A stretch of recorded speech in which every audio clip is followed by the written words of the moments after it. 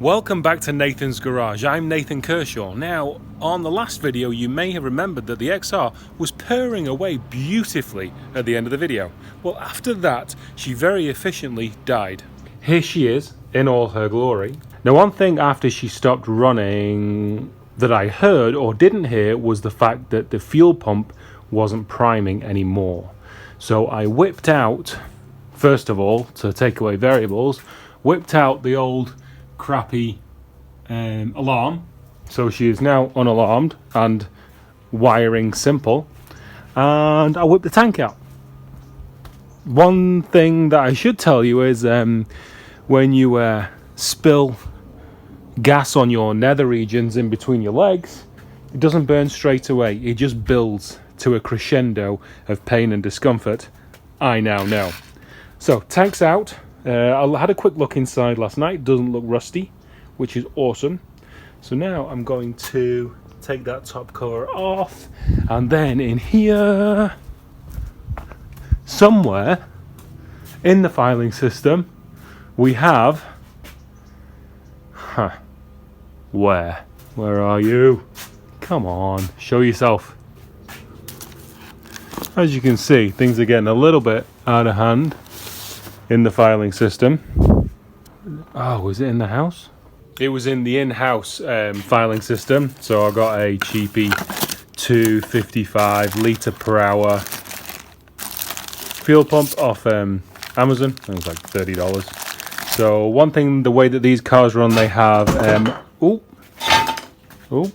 okay, they have high pressure fuel pump. I think it's on this side, around here. Oh, sorry, around there. And they have a lift pump in the tank. So what we do is do away with the high pressure here, and the lift pump I think only gets 9 volts, and that's because of a resistor wire on the ground. So we'll chop out the resistor section, put a ground, and then the now 255 litre per hour that's in the tank gets a full 12 volts. So you just have one high pressure fuel pump instead of the 2, and hopefully she'll start working then. Fingers crossed. Wow, I think you can safely say that Burbank Airport definitely has more planes taking off than it did 3 months ago. Okay, one thing I always forget is before and after shots. This pump worked really well to empty the tank, which is now in the rental car, which we will go into now. Whilst travelling on the 101 yesterday, somebody wasn't paying attention. So back wheels push forward and everything is a general mess.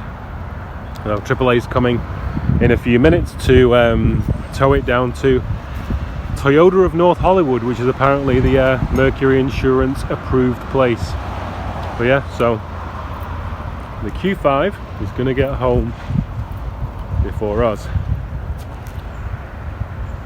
Oh well, could be worse. Life-tastic is awesome, and both dogs are very, very happy, and we have the ocean and the sun. And game wine on to drink away the frustration. So just cleaning everything up, pretty manky, but a relatively clean tank, and as far as I can tell, not rusty inside. I am loving this fuel pump not being or at least fuel sender not being rusty at all. So let me show you the tank.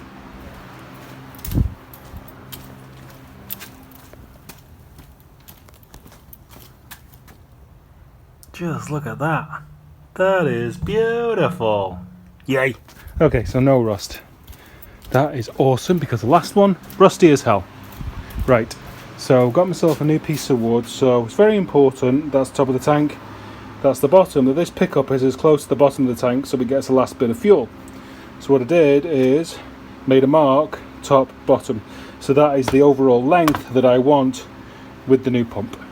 And there we go, in all her glory. Took about 20 times as long as I wanted it to, but new hose, fuel injection clips, new wiring, soldered, new pump, new filter, and the length, like I said before, kind of same as before, so it'll go down to the bottom of the tank. Alright, let's put it back in.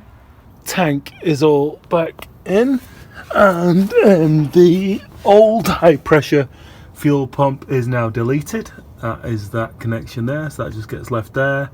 And then that line used to go to the high pressure pump, which used to be mounted there, but we just run that direct to the actual fuel filter now.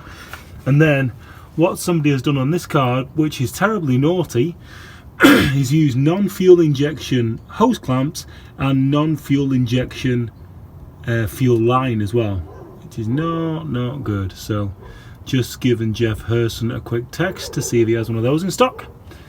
Right, okay, we'll get on with the wiring now to try and make, well, not try, we will be making 12 volts go to the fuel pump in the actual tank itself. And also something else that's going to get fitted while we do this is new tailgate struts. Yeah, baby. It's the little things, it really is.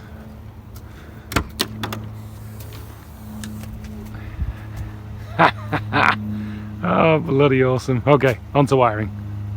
Wiring time. Just actually watched my old video about doing this because I had a bit of a panic and I was wondering what to do. So like you saw before, the connector to the original high pressure pump that's down there, that just gets disconnected, and this is all the fuel pump wiring that is coming up from the floor, joins the main loom, and then that ground hits this resistor wire. So what we do, chop it there, ring terminal, ground it wherever, and the new high pressure pump that's in the tank gets 12 volts. Simple. One thing that on its surface is going to make the Californiites mad is a breather tank, but when we go into it more, it's not going to make you mad, because what I'm going to do is I bought one with two ins. So we've got the PCV and we've got the rocker cover, and then I'm going to take the out and put it into the inlet manifold. So we're going to have nothing going into the air, and I'm going to be able to empty this and recycle the oil. So it's actually better than factory. And at least that's what I'm going to tell the police officer. And because I want to keep I like everything being symmetrical, I'm going to see if I can mount it round here, maybe off this inlet manifold bolt, maybe kind of here. And I got some bed frame off Volvo Yoda, so we'll chop that up and see if it works. Then the exhaust, which I chopped off before, we'll go into that later. And this is as far as we've got. So there it is. That's where it is. It's a little lower than I thought it was going to be, but it's fine. That little bracket there, that one right there, oh my god, it took so long because it's got cables and hoses, and I thought I don't want the cables chafed and I don't want the hoses chafed for vacuum leaks and blah blah blah. So we've got we've got 3 ports all around this area. It's mounted up, so I'm gonna see if we can run some hoses now and see how the orientation and everything works. Right now, I'm not gonna lie, it's a little bit hokied up, but more exciting things are on the horizon, so I just wanted to get it done. So this is coming, the PCV valve is down there, that comes from the crankcase straight up, and that's an in. And then I've capped that off because I've not done the rocker cover breather yet. That still goes into there, and then my return goes into the inlet manifold here, so nothing to the air. All these hoses are too small, I've had to heat them and WD them to get them on, but it's fine for now. So that's that. What should we do next? You know what? Something very exciting is that. Okay, that's all you get to see. That is super exciting. You know what I'm going to do now? I'm going to do an unboxing. Before we do the unboxing, I suppose it's the reveal of the working fuel pump. Game on! Unboxing isn't happening quite yet. The eagle-eyed amongst you may have noticed that the new fuel pump isn't quite as deep or long as the old one was. And I think it runs out with about 3/4 of a gallon in the tank, which is what it has in right now. So she just died. Unfortunately, can't find the keys for Buzz Lucery right now. So she's going to stay right there, and we're going to be working on her in this direction. Plenty of room in the back. Now the unboxing. Even the less eagle-eyed amongst you may notice there is something missing from this brake kit, namely the brakes. I haven't got those yet. I'm going to run down to Scrapyard tomorrow and pull some rear calipers from a 2012 or newer Ford Focus. But everything else is here. So this is Tim Spencer's kit. So that's the caliper brackets, bolts, braided lines, and the handbrake cable, e-brake cable off, I think, a Cosworth Sierra in England, something like that. That is the adapter to remove the brake proportioning valve, which is just underneath the booster master cylinder area. Longer studs for the rear hubs, because the 10 holes, the Mustang 10 hole wheels that I run, don't quite clear the calipers, I think. So Tim had some 10mm spacers lying around, so I bought those off him. And then these are, I think it's 05 to 07 SVT Focus rear discs, which I think are around 278 to 80mm, and they're 4 stud. They're a 4x108, which is what I am working with. So there we go. That is the kit. Now that box is actually the kit for the front brakes, but that's where that may come into play. So we're not going to do anything with that yet. And as I say, tomorrow morning we will be going to get some, or tomorrow afternoon we'll be going to get some focus calipers. But right now, I'm going to get her up in the air and pull her to pieces. Okay, fine, I'll tell you.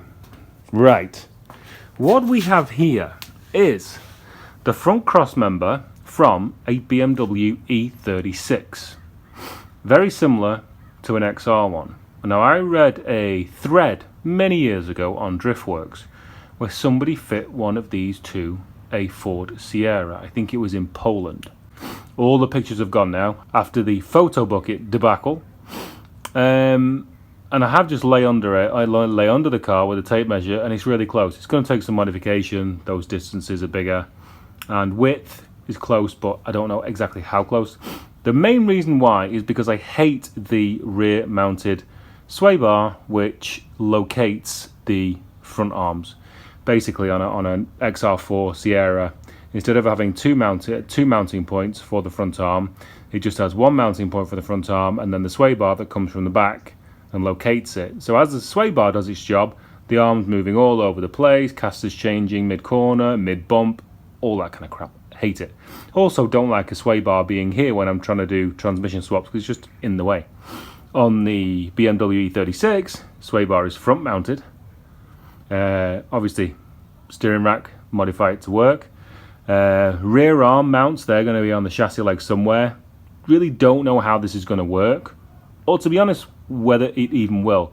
This whole setup was $20, so I shot up there and got it. I thought, why not? So I'm not even going to pull the engine to do this. I'm going to get an engine cradle off Volvo Yoda, support the engine, drop the XR cross member, and make a jig from that cross member, and then cut this one to fit. So I'm not going to touch the car at all. I'm going to make this fit the car, and then figure out where the rear arm mounts need to be by probably finding an E36 and taking some angles and measurements of where they actually sit on a BMW and trying to replicate that on the XR. Then obviously we come into coilovers and front struts and all that kind of stuff, and I don't know, we'll figure that out when we get to it. I'm quite sure we can do that. And then obviously I've got access to E36 calipers, you know, all that kind of stuff, E36 front sway bar, you know. As I say, this was $20. I just wanted that for now to try and see if it'll fit. So yeah, that's a plan. I really am kind of excited. I want to pull this cross member so bad and just offer it up and get it fit. But I do not want to be that guy who has a ton of parts and doesn't fit them. So that's why I'm forcing myself to do the rear brakes first, which is a little less exciting, but still a huge upgrade on the car. And then we can move on to this front cross member situation. So yay, exciting stuff. If you liked what you saw, please like and subscribe, and I shall see you in a few days. See you later.